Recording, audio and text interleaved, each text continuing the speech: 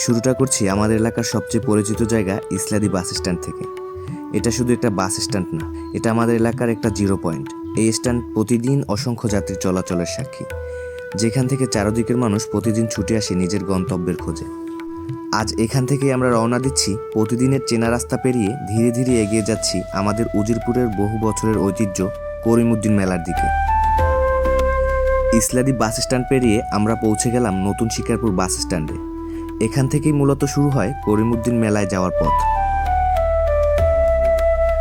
কিছুটা পথ সামনে এগোতেই বোঝা যায় আমরা খুব কাছাকাছি চলে এসেছি।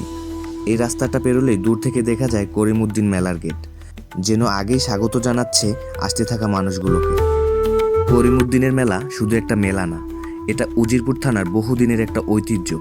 বছরের পর বছর ধরে এই মেলা আমাদের সংস্কৃতি, বিশ্বাস আর স্মৃতি নীরবে বয়ে নিয়ে চলেছে। সময় বদলেছে, প্রজন্ম বদলেছে, কিন্তু করিমউদ্দিন মেলা আজও দাঁড়িয়ে আছে আমাদের শিকড়ের সাক্ষী হয়ে। ছোট বড় সবাই এখানে আসে, কেউ আসে প্রয়োজন নিয়ে, কেউ আসে শুধু মুহূর্তগুলোকে উপভোগ করতে। রঙিন আলো, মানুষের চলাচল আর চারপাশ থেকে ভেসে আসে চেনা শব্দ, সব কিছু মিলিয়ে করিমউদ্দিন মেলা হয়ে ওঠে উজিরপুরের ঐতিহ্য আর অনুভূতির এক জীবন্ত গল্প।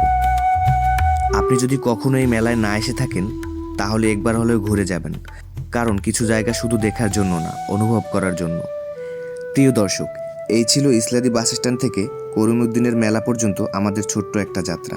সবাই ভালো থাকবেন।